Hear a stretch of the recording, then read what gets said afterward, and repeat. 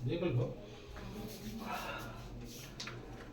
Good evening students, जय श्री राम सभी को, मेरे जितने भी सब्सक्राइबर्स हैं। और हमारा वॉइस का प्रेजेंट का पार्ट खत्म हो चुका है। अब हम वॉइस के पास्ट पार्ट में आए हैं। ठीक है, ओके। वॉइस को हम लोग क्या कर रहे थे, थोड़ा सा रिकैप कर देता हूँ 2 मिनट में। वॉइस का हमने क्या पढ़ा था? वॉइस का मतलब होता है feelings of a person being expressed by his और हिम और हर सेल्फ इन हिज और हर ओन वर्ड्स, यही है। ओके, उसके बाद वॉइस 2 तरीके के होते हैं, एक होता है एक्टिव वॉइस और एक होता है पैसिव वॉइस। एक्टिव वॉइस क्या होता है? एक्टिव वॉइस वैसा सेंटेंसेस होता है जिनमें हमको प्राइम फोकस सब्जेक्ट पर दिया जाता है ना? ओके, ठीक।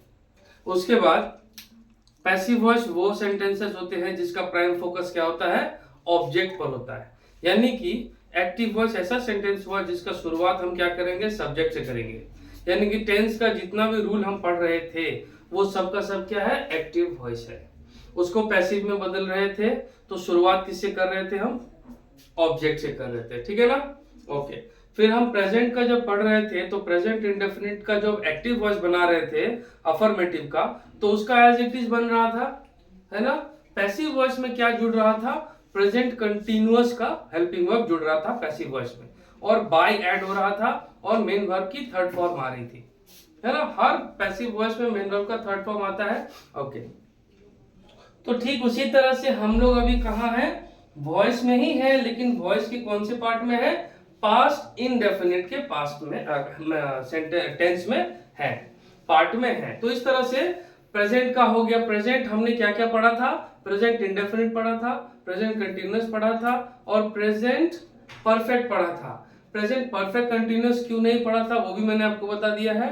ओके, तो अब आइए पास्ट इंडेफिनिट में। पास्ट इंडेफिनिट क्या होता है? पास्ट इंडेफिनिट का मतलब होता है कि भूतकाल में कोई काम हो गया था। जैसे कि देखो, अनिश्चित काम ऐसा हुआ जो भूतकाल में हो चुका था।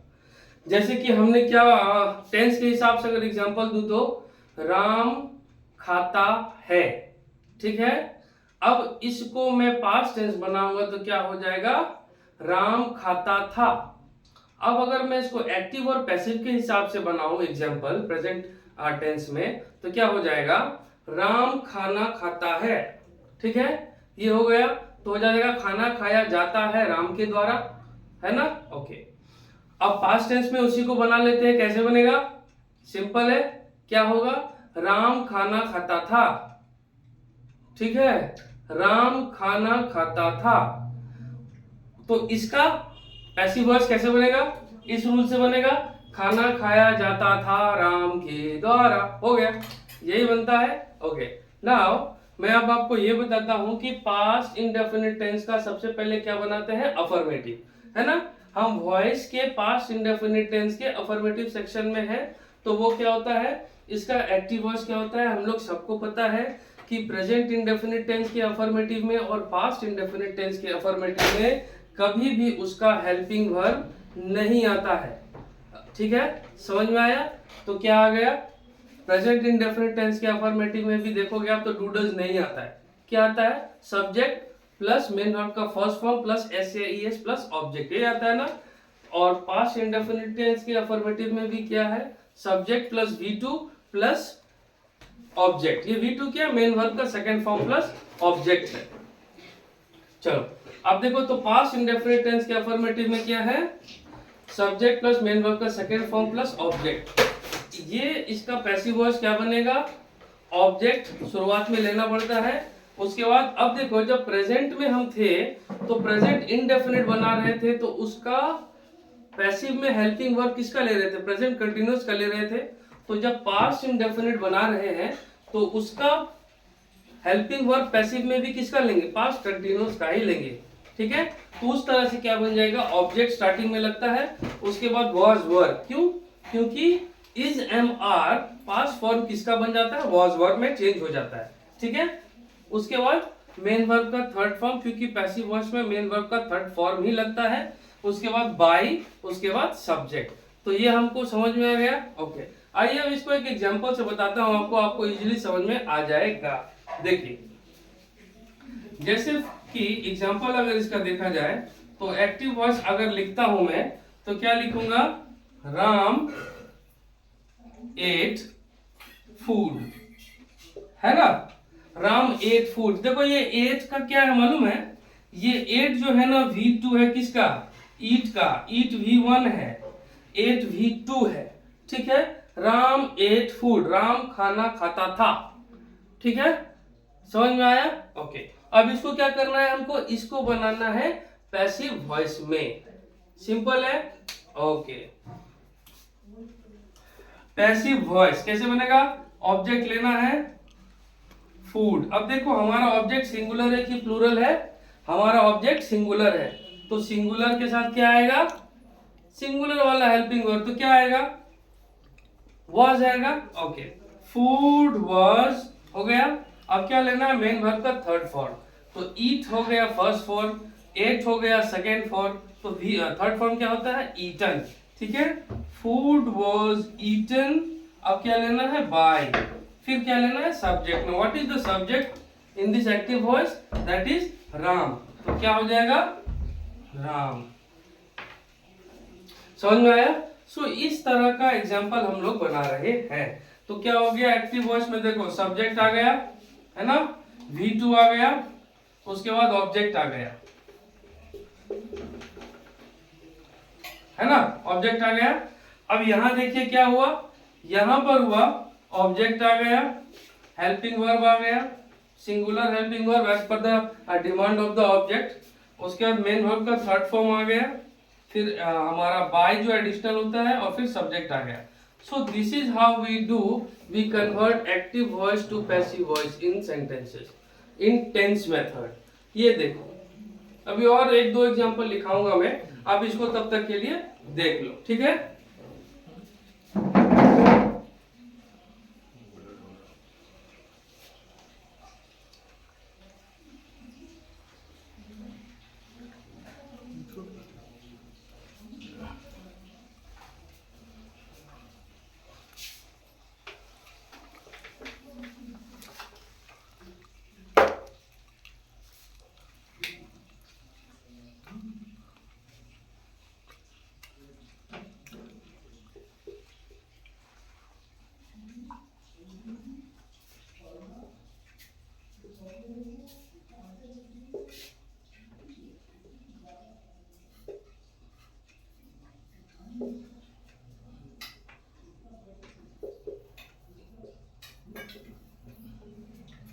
देखिए, अब एक और एग्जांपल लिया हमने, क्या है, द टीचर टॉट स्टूडेंट्स, ठीक है। ओके, मैं इसको थोड़ा स्टैंडर्ड ले लेता हूं, the teacher taught the students, okay, थोड़ा सा इज्जत दे देता हूं। Okay, the teacher taught the students, ये एक एक्टिव वॉइस है। एक्टिव वॉइस पास्ट इंडेफिनिट का है, कैसे पता चला, पता चला कि जब हमारा गिवन सेंटेंस में वर्ब जो है ना V2 फॉर्म का आ गया, टीच टॉट टॉट, टीच्ड मत कर देखना इसको, ठीक है, टॉट होगा, ठीक है। तो हमारा क्या होगा, इत्तेफाक से taught is also third form of teach, तो हमको इतना सोचने की जरूरत नहीं है। ओके, चलो, तो क्या बन जाएगा, अभी ये हमारा एक्टिव वॉइस है, तो इसको पैसिव में करने के लिए क्या करना है, हमको ऑब्जेक्ट पे ध्यान देना है। तो क्या है, द स्टूडेंट्स, है ना, द स्टूडेंट्स, यानी कि ऑब्जेक्ट हमारा सिंगुलर है कि प्लूरल है, प्लूरल है, तो हमको वर्ब भी कौन सा लेना होगा, हेल्पिंग वर्ब कौन सा लेना होगा, प्लूरल का।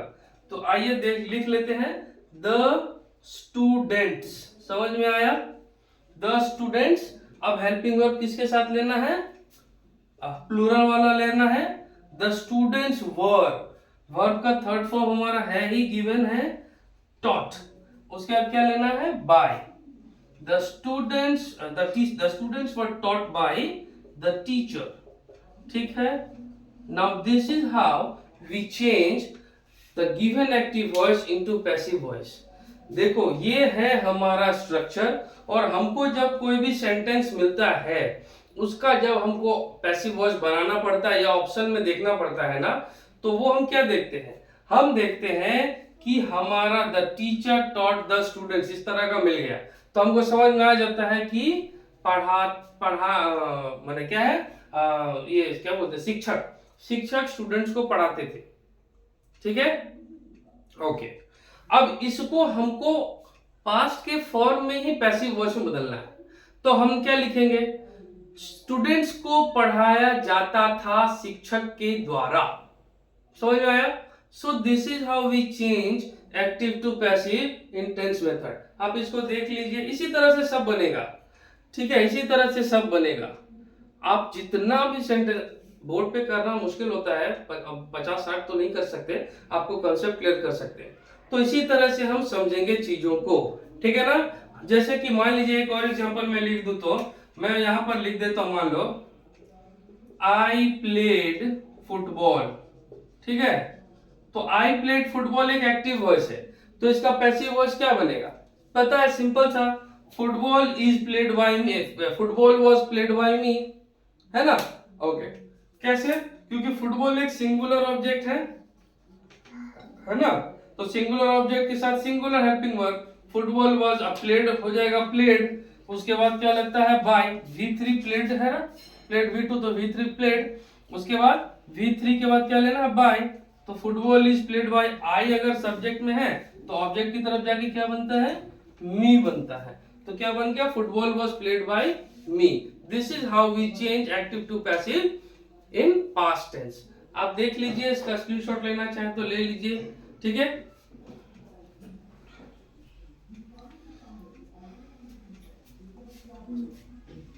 वैसे हो जाता है, छोड़ दो, करके देखो।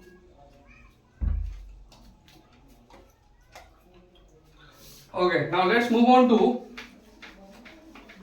negative part of past indefinite tense. Okay, what will be the negative part of past indefinite tense? Negative क्या है? नेगेटिव का मतलब आप सबको पता है, those sentences in which we get the negative impact, right? The sentences in which we get the negative impact is negative sentence. Simple है। आइए अब इसका स्ट्रक्चर बनाते हैं। कैसा होगा एक्टिव वॉइस का स्ट्रक्चर और कैसा होगा पैसिव वॉइस का स्ट्रक्चर? सिम एकदम। अब क्या है कि ये अब अफर्मेटिव नहीं रहा, अब ये नेगेटिव हो गया, तो इसमें क्या होगा, हमको हेल्पिंग वर्ब लेना है। तो पास्ट इंडेफिनिट टेंस का हेल्पिंग वर्ब क्या होता है? डिड होता है।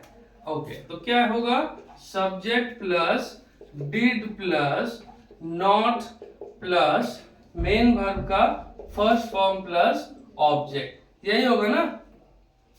ये होगा। अभी देखो आपके दिमाग में आ रहा होगा कि सर मेन वर्ब का फर्स्ट फॉर्म कैसे आ गया? मेन वर्ब का सेकंड फॉर्म ना आना चाहिए, पास्ट इंडेफिनिट है तो। लेकिन मैं आपको बता दूं, यहाँ पर जो डिड छुपा है ना, ये एक सेंटेंस में अपने आप में V2 आ गया। Do is the first form, did is the second form, done is the third form. ठीक है, समझ में आया? तो यहाँ पर क्या हो रहा है, ऑलरेडी एक सेंटेंस में V2 आ चुका है, तो फिर वहां पर दोबारा एक V2 नहीं ले सकते। समझ में आया? इसीलिए हम यहाँ पर क्या लिख रहे हैं, V1 लेते हैं। समझ में आया ना? ओके, अब हम बताते हैं इसका पैसिव वॉइस कैसे बनेगा। स्टार्ट किससे होता है पैसिव वॉइस का? हमेशा ऑब्जेक्ट से होता है। ओके, ऑब्जेक्ट के बाद क्या लेते हैं, हेल्पिंग वर्ब। क्या है इसका हेल्पिंग वर्ब? वॉज या फिर वर। अब क्या लेंगे, नॉट। क्यों? क्योंकि नेगेटिव में नॉट का थर्ड पोजीशन पे होना अनिवार्य होता है। ठीक है, ओके, चलो अब इसके बाद क्या लेंगे हम, मेन वर्ब का थर्ड फॉर्म लेंगे, फिर क्या लेंगे, बाय लेंगे, लास्ट में क्या लेंगे, subject. Now this is the structure of negative sentence of past indefinite tense of voice. ठीक है, देख लीजिए, एग्जांपल बनाएंगे, अभी आपको समझ में आ जाएगा।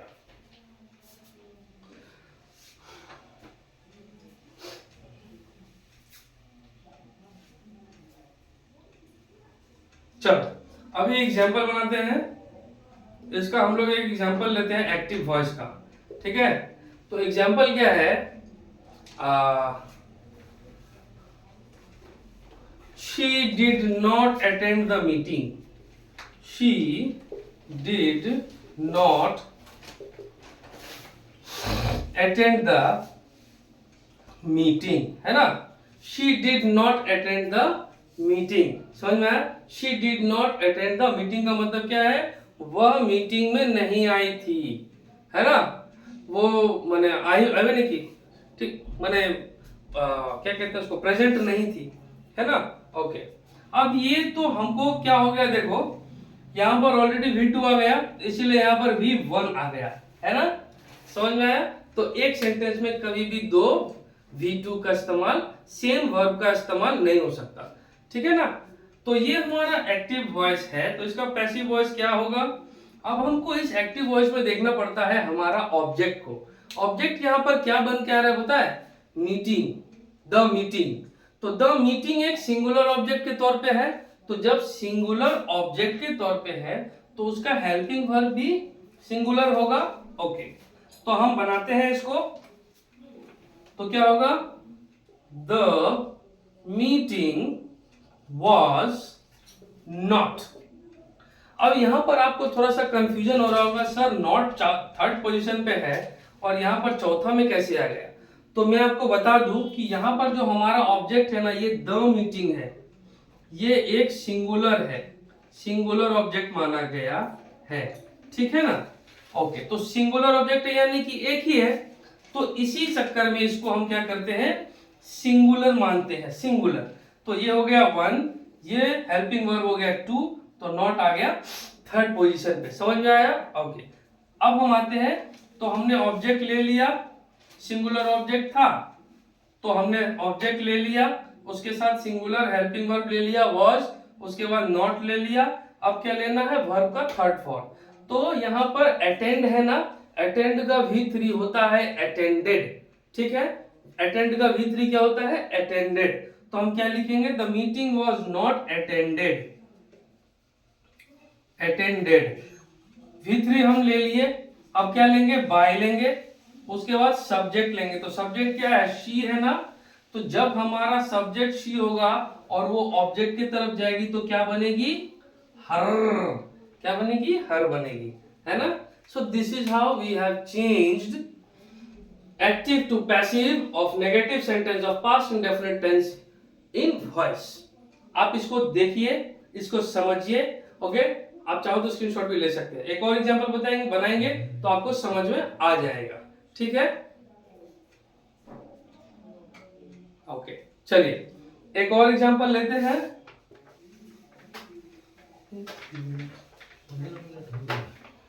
एक और एग्जांपल लेते हैं। एग्जांपल क्या है? आइए जल्दी से एग्जांपल ले लेता हूं। कैसा होगा एग्जांपल हमारा? They did not play the guitar. अब देखो यहां पर ये हमारा एक्टिव वॉइस है, they did not play the guitar.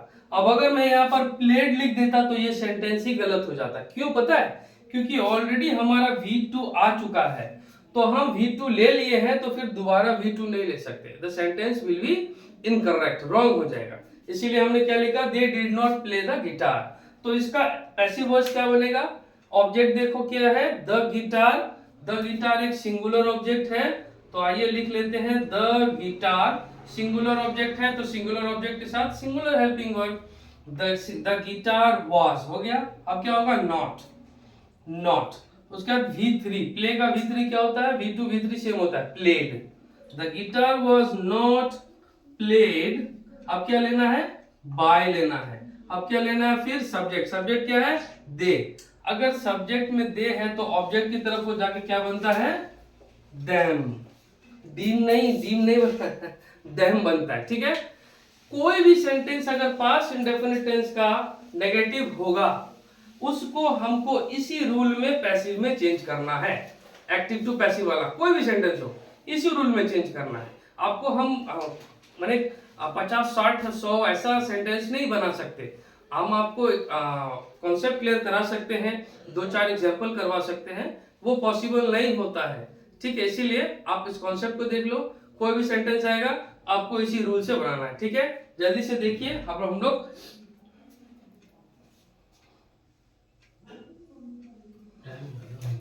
हम लोग इंट्रोगेटिव बनाएंगे।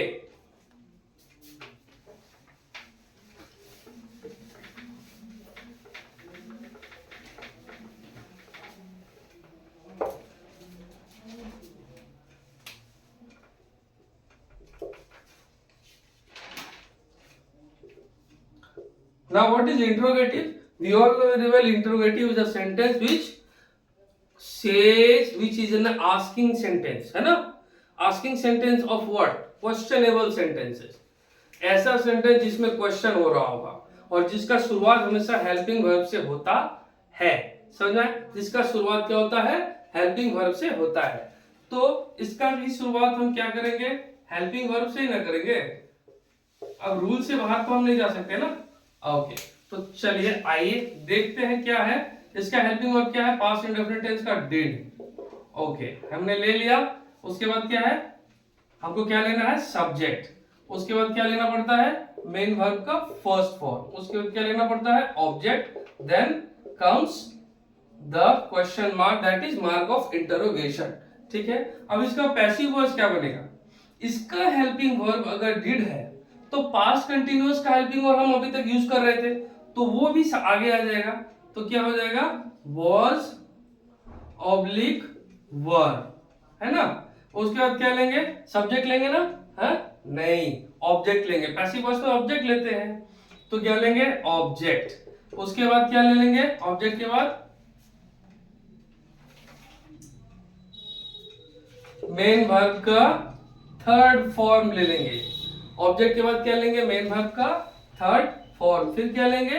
बाय लेंगे। फिर लेंगे subject, then question mark, that is mark of interrogation. अभी देखो, जैसा हम लोग पहले सेंटेंस में बनाए थे ना, उसी को अगर हम इंटरोगेटिव सेंटेंसेस का एग्जांपल लेकर तैयार करते हैं तो वो कुछ इस तरह से बनेगा। देखिए, वो इस तरह से बनेगा। एग्जांपल अगर लिया जाए तो एक्टिव वॉइस अगर हम बनाते हैं तो एक्टिव वॉइस में क्या लिखेंगे? Did she play the guitar. ये पास्ट इंडेफिनिट टेंस का इंट्रोगेटिव हो गया। Did she play the guitar, क्या वह गिटार बजाई थी? बजाती थी। ठीक है, अब देखो इसको हमको पैसिव वॉइस में बनाना है तो कैसे बनेगा? हमारा पहले क्या लेना है? हेल्पिंग वर्ब लेना है। तो हेल्पिंग वर्ब क्या है इसका? पैसिव वॉइस का वॉज या वर। ओके, तो इसका हेल्पिंग वर्ब क्या हो जाएगा? वॉज। क्यों? क्योंकि हमारा यहाँ पर जो ऑब्जेक्ट पार्ट है दैट इज सिंगुलर, तो सिंगुलर के साथ क्या हो जाएगा? सिंगुलर आएगा। वॉज द गिटार,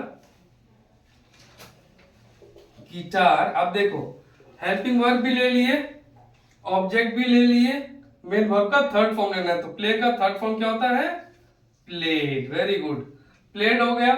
फिर बाय ले लिया। अब subject, what is the subject? She is the subject. तो क्या हो जाएगा यहाँ पर? ऑब्जेक्ट की तरफ आके क्या बनेगा? हर। और लास्ट में क्या होगा? Mark of interrogation. यही तरीका है हमको बनाने का। इसी तरीके से मान लो अगर आ जाता है did Rahul ate fruits, did Rahul eat fruit, fruits ही बना देते हैं। Did Rahul eat the fruits, तो वो क्या बन जाएगा? वर द फ्रूट्स। क्यों वर क्यों आया? क्योंकि यहां पर हमारा ऑब्जेक्ट जो है ना इस सेंटेंस में फ्रूट्स। देखो, did Rahul eat the fruits, fruits आ गया, प्लूरल आ गया, यानी कि हमारा ऑब्जेक्ट अब प्लूरल सेंस में है। तो प्लूरल के लिए कौन सा हेल्पिंग वर्ब आता है?